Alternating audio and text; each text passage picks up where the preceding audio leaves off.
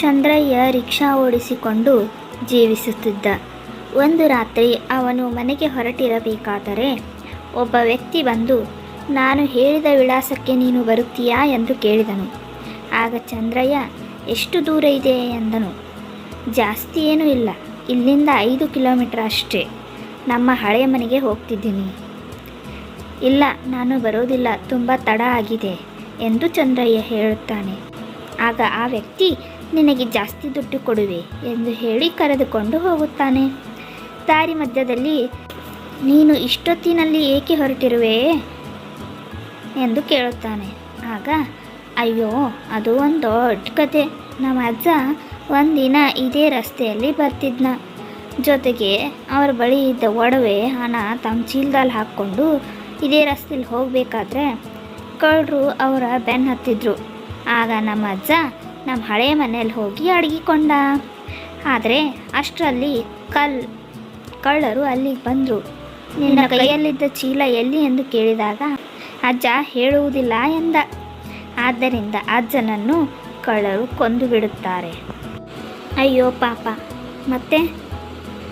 ಮತ್ತೆ ಮರುದಿನ ನನ್ನ ತಂದೆ ಅಜ್ಜನನ್ನು ಹುಡುಕಿಕೊಂಡು ಹೋದಾಗ ಎಲ್ಲಿಯೂ ಸಿಗುವುದಿಲ್ಲ. ಆಗ ಹಾಗೆ ಸುಮ್ಮನೆ ಹಳೆ ಮನೆಗೆ ಹೋಗಿ ನೋಡಬೇಕೆಂದು ನೋಡಿದಾಗ ಅಲ್ಲಿ ಅಜ್ಜ ಸತ್ತ ಸ್ಥಿತಿಯಲ್ಲಿ ಬಿದ್ದಿರುತ್ತಾನೆ.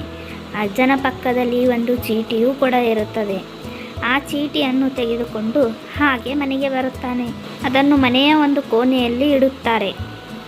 ಹೀಗೆ ದಿನಗಳು ಕಳೆಯುತ್ತಿರಬೇಕಾದರೆ ಒಂದು ದಿನ ನಾವು ಮನೆಯನ್ನು ಸ್ವಚ್ಛಗೊಳಿಸುತ್ತಿದ್ದೆವು. ಆಗ ಆ ಚೀಟಿ ನನ್ನ ಕೈಯಲ್ಲಿ ಸಿಗುತ್ತದೆ. ಮತ್ತು ಏನಿರಬಹುದು ಎಂದು ತೆಗೆದು ನೋಡಿದಾಗ ಅದರಲ್ಲಿ ನಮ್ಮ ಅಜ್ಜ ಒಡವೆ ಮತ್ತು ಹಣವನ್ನು ಅದೇ ಮನೆಯ ನೆಲದಲ್ಲಿ ಹೂತಿಟ್ಟಿರುವ ವಿಷಯವನ್ನು ಬರೆದಿತ್ತು. ಓ, ನಿಧಿ ಅನ್ವೇಷಣೆಗಾಗಿ ಹೊರಟಿರುವೆಯಾ? ಹೌದು, ನೀನು ನನಗೆ ಸಹಾಯ ಮಾಡಿದರೆ ನಿನಗೂ ಸ್ವಲ್ಪ ನಿಧಿ ಕೊಡುತ್ತೇನೆ ಅನ್ನುತ್ತಾನೆ. ಸರಿ, ಹಾಂ, ಇಲ್ಲೇ ನಿಲ್ಲಿಸು, ಇದೇ ಆ ಮನೆ ಎಂದು ಹೇಳುತ್ತಾನೆ.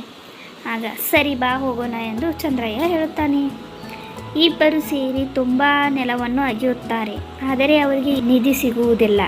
ಅದಕ್ಕೆ ಅವರು ನಾಳೆ ರಾತ್ರಿ ಮತ್ತೆ ಬರೋಣ ಎಂದು ಮಾತನಾಡಿಕೊಳ್ಳುತ್ತಾರೆ. ಚಂದ್ರಯ್ಯ ಮನೆಗೆ ಬರುತ್ತಾನೆ. ಆಗ ಅವನ ಹೆಂಡತಿ, ಇಷ್ಟು ತಡ ಯಾಕೆ ಎಂದು ಕೇಳಿದಾಗ ಅವನು ನಡೆದ ಘಟನೆಯನ್ನು ತಿಳಿಸುತ್ತಾನೆ.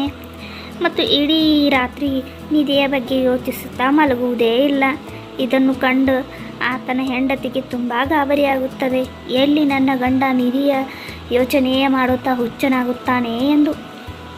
ಮರುದಿನ ಬೆಳಗ್ಗೆಯಿಂದ ಸಾಯಂಕಾಲದ ತನಕ ರಿಕ್ಷಾ ಓಡಿಸಿ ರಾತ್ರಿ ಅದೇ ಜಾಗದಲ್ಲಿ ಬಂದು ಆ ವ್ಯಕ್ತಿಗೋಸ್ಕರ ಕಾಯುತ್ತಾನೆ. ಆದರೆ ಆ ವ್ಯಕ್ತಿ ಮರಳಿ ಬರುವುದಿಲ್ಲ.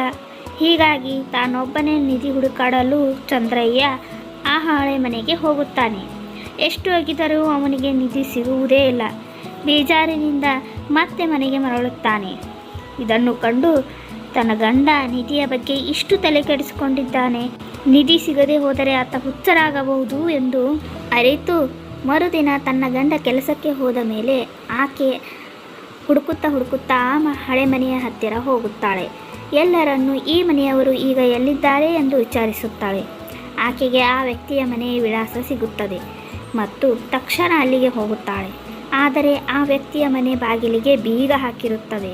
ಪಕ್ಕದ ಮನೆಯಲ್ಲಿರುವ ಅಜ್ಜಿನ ಕೇಳಿದಾಗ ಅಜ್ಜಿ ಅವನಿಗೆ ಅವನ ತಾತ ಬಚ್ಚಿಟ್ಟಿನ ನಿಧಿ ಸಿಕ್ಕಿದೆ, ಅವನು ಸಾಲವನ್ನೆಲ್ಲ ತೀರಿಸಿ ಎಲ್ಲವನ್ನು ಮಾರಿ ಪಟ್ಟಣಕ್ಕೆ ಹೋಗಿದ್ದಾನೆ ಎಂದು ಹೇಳುತ್ತಾಳೆ. ಆಗ ಅಜ್ಜಿಗೆ, ಈ ವ್ಯಕ್ತಿಯನ್ನು ಹುಡುಕಿಕೊಂಡು ನನ್ನ ಗಂಡ ಇಲ್ಲಿಗೆ ಬರುತ್ತಾರೆ. ಆಗ ಅವನ ಹತ್ತಿರ ಆ ವ್ಯಕ್ತಿ ಹುಚ್ಚನೆಂದು ಹೇಳಿ ಎಂದು ಕೇಳಿಕೊಳ್ಳುತ್ತಾಳೆ. ಅದಕ್ಕೆ ಅಜ್ಜಿ, ಏಕಮ್ಮ, ಯಾಕೆ ಈ ರೀತಿ ಹೇಳಬೇಕು? ಯಾಕಂದರೆ ನನ್ನ ಗಂಡ ಕೂಡ ಆ ನಿಧಿ, ಆ ವ್ಯಕ್ತಿ ನನ್ನ ಗಂಡನಿಗೂ ಪಾಲು ಕೊಡುತ್ತೇನೆ ಅಂತ ಹೇಳಿದ್ದ. ಈ ವಿಷಯ ಕೇಳಿ ನನ್ನ ಗಂಡ ಹುಚ್ಚನಾಗುತ್ತಾನೆ. ಅದಕ್ಕೆ ದಯವಿಟ್ಟು ನೀವು ಈ ರೀತಿ ಸುಳ್ಳು ಹೇಳಿ ಎಂದು ಹೇಳುತ್ತಾರೆ. ಆಯಿತು ಎಂದು ಅಜ್ಜಿ ಹೇಳ್ತಾಳೆ. ಆಮೇಲೆ ರಾತ್ರಿ ಆ ವ್ಯಕ್ತಿ ಮನೆ ಹುಡುಕಾಡುತ್ತಾ ಮನೆಗೆ ಬರುತ್ತಾನೆ. ಅಲ್ಲಿ ಬೀಗ ಹಾಕಿದ್ದು ಕಂಡು ಪಕ್ಕದ ಮನೆ ಅಜ್ಜಿನ ಕೇಳುತ್ತಾನೆ. ಅಜ್ಜಿ ಹೇಳುತ್ತಾಳೆ, ಈತ ಹುಚ್ಚ, ಇವನಿಗೆ ನಿಧಿ ಹುಚ್ಚಿತ್ತು. ಹುಚ್ಚು ಹೆಚ್ಚಾಗಿ ಅವರ ಮನೆಯವರು ಅವನ್ನ ಆಸ್ಪತ್ರೆಗೆ ಕರೆದುಕೊಂಡು ಹೋಗಿದ್ದಾರೆ ಎಂದು ಹೇಳುತ್ತಾನೆ. ಅದನ್ನು ಕೇಳಿ ಅಯ್ಯೋ ಸುಮ್ಮನೆ ಟೈಮ್ ವೇಸ್ಟ್ ಮಾಡಿದೆಯಲ್ಲ ಅಂತ ಮರಳಿ ಹೋಗುತ್ತಾನೆ.